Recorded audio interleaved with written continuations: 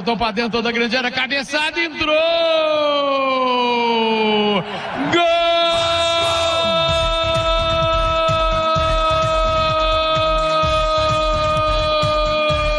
Do Machão da Gama!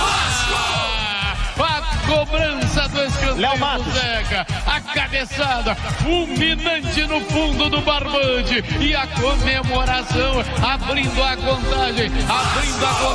Vamos todos cantar de coração. Alô, meu caro Marcelo Cabo, seja bem-vindo, Marcelo, boa tarde. Boa tarde, Elia, boa tarde a todos os ouvintes.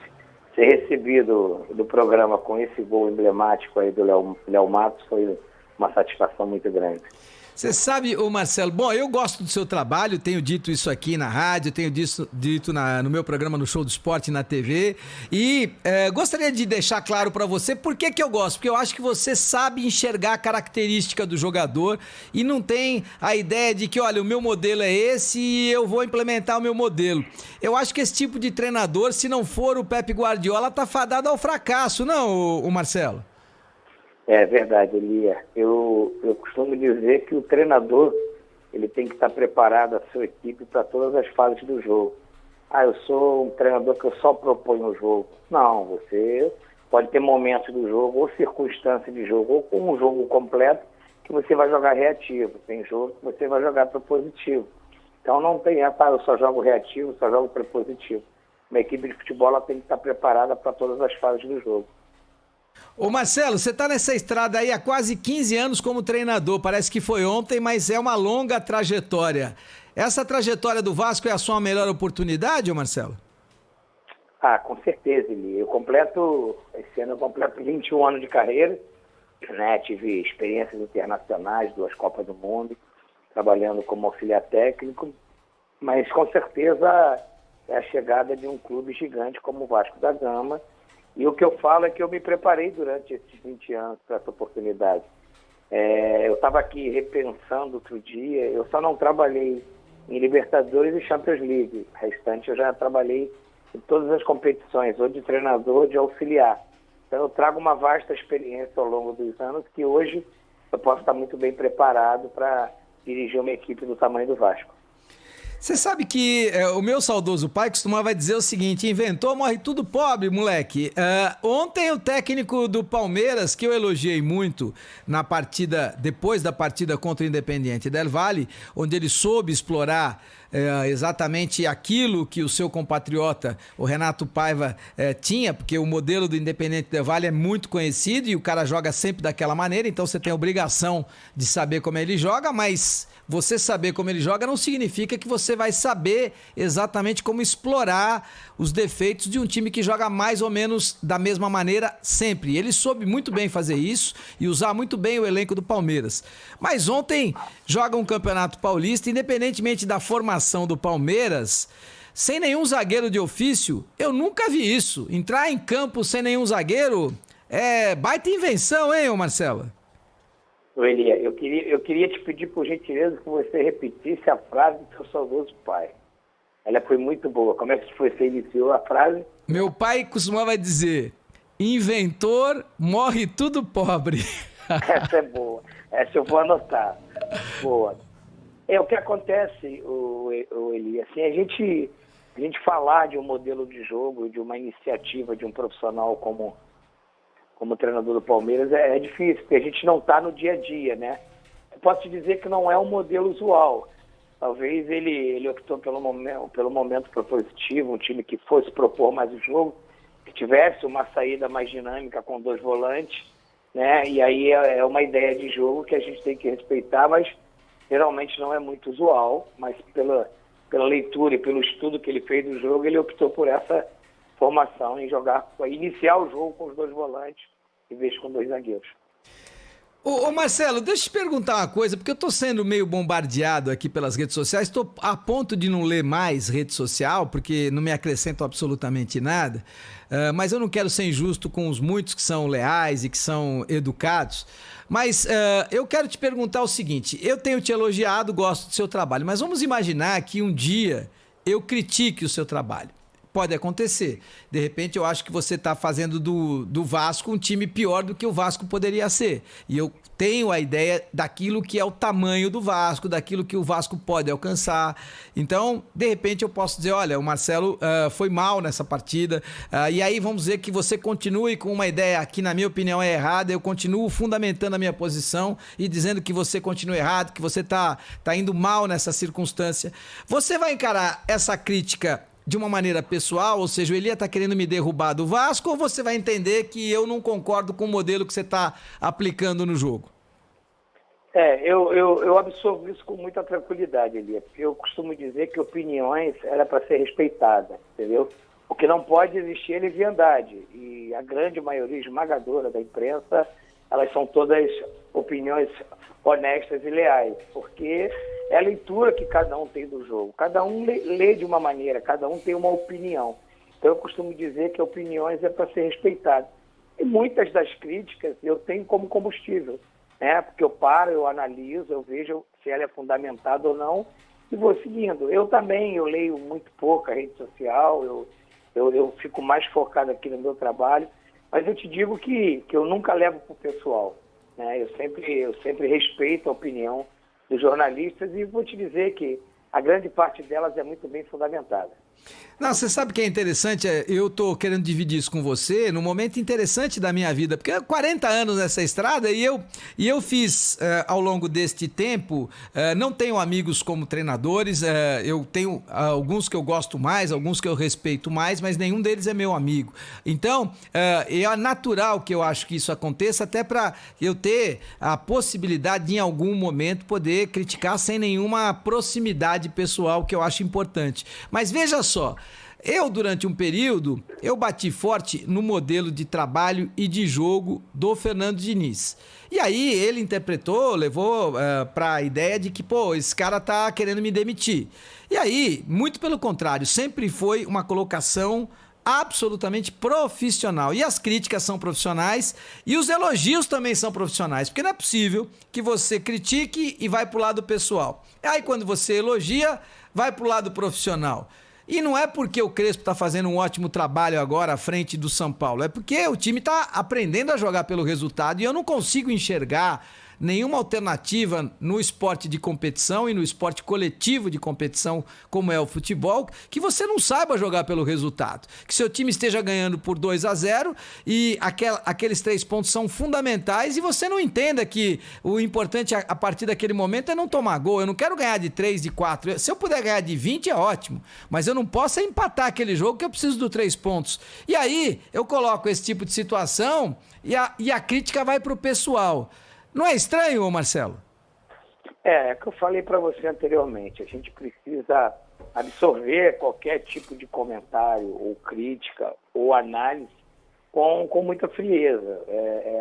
Você falou muito bem. Quando é uma crítica, é pessoal. Quando é um elogio, não se dá ênfase a esse elogio. Então a gente não pode se envaidecer com o elogio e também não pode ficar chateado com as críticas, entendeu? Porque o futebol, como você falou anteriormente, modelo de jogo, ele é para ser aplicado. Eu vejo hoje, você falou do Crespo, eu vejo um excelente início de trabalho dele, tenho acompanhado, tenho visto os jogos, uma equipe muito equilibrada com as ações do jogo. Então, assim, é um trabalho muito promissor e muito interessante o trabalho do Crespo diante do São Paulo. Não é porque o Crespo é um treinador estrangeiro está chegando agora no Brasil, que a gente não vai ter uma admiração para esse início de trabalho. Mas eu acho que o profissional ele tem que estar muito equilibrado na questão da crítica, das observações de qualquer segmento. Como qualquer segmento da vida, a gente tem que estar muito equilibrado. Você coloca bem, o time do São Paulo está equilibrado e tem um modelo. Agora é interessante porque tem muito apetite, né? Um time que tem muito apetite. Como é que você faz para mostrar para o jogador profissional do seu time, no caso do Vasco da Gama, que precisa ter essa ambição, que precisa ter essa vontade, esse apetite pelo prato de comida que é a cada partida e que a cada partida essa ambição precisa se renovar, ô Marcelo?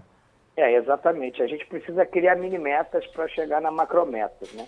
Por exemplo, eu estou dirigindo o Vasco, nós estamos a 11 jogos de invencibilidade. Sob o comando do Vasco ainda não teve nenhuma derrota.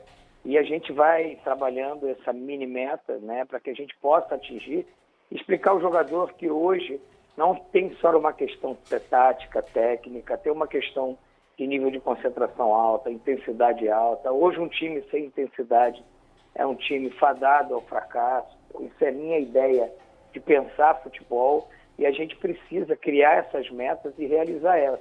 E viver elas no dia a dia do treinamento, com treinamentos intensos e focados para o jogo. É o que a gente tenta levar para os atletas para que tenham um modelo de jogo como esse que você está vendo do São Paulo, um time com apetite, como se diz no jargão do futebol. E isso é importante ser trabalhado num trabalho multidisciplinar, integrado no dia a dia do seu clube.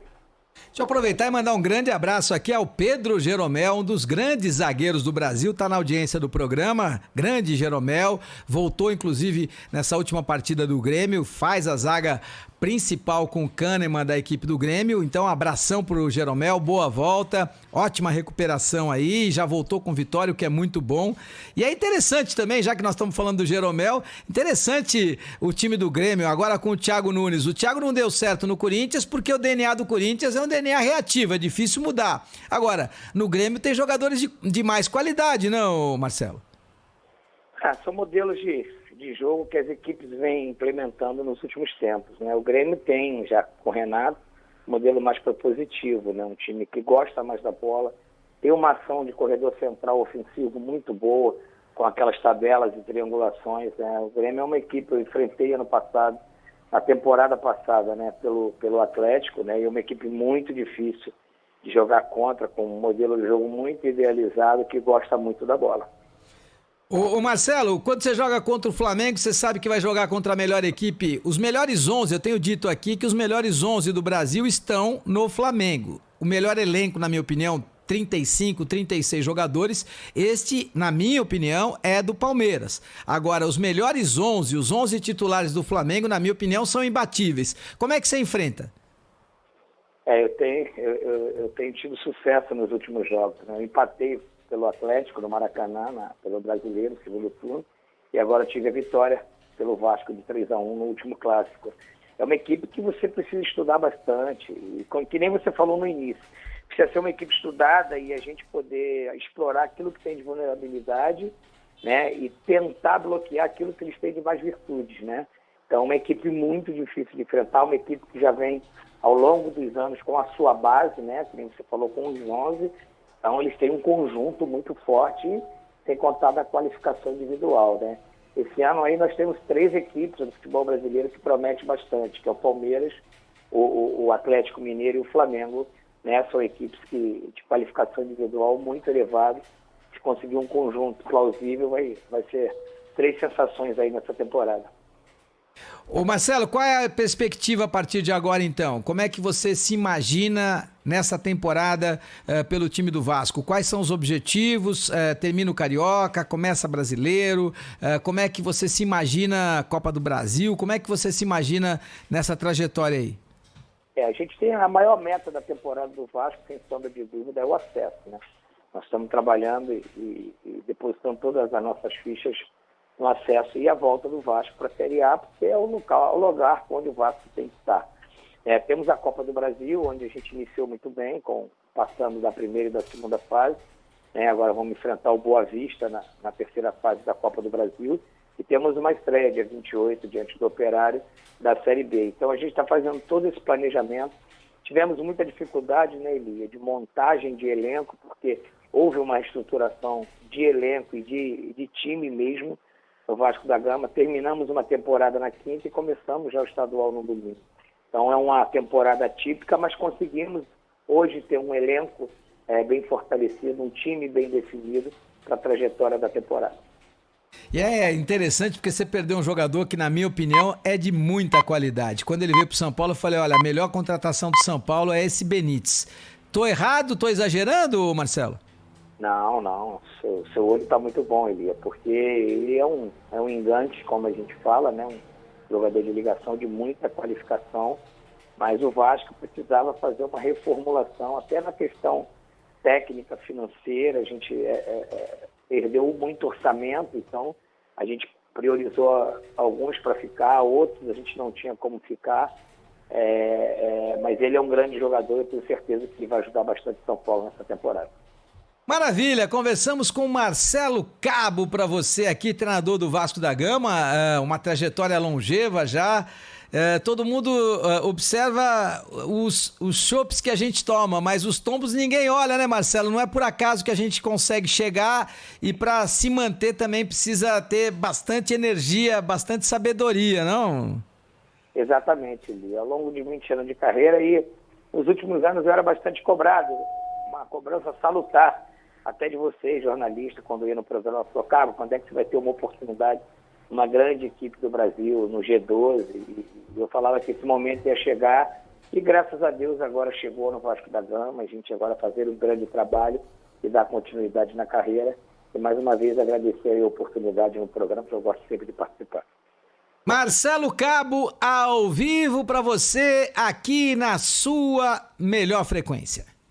Ele pode ser o seu homem de área?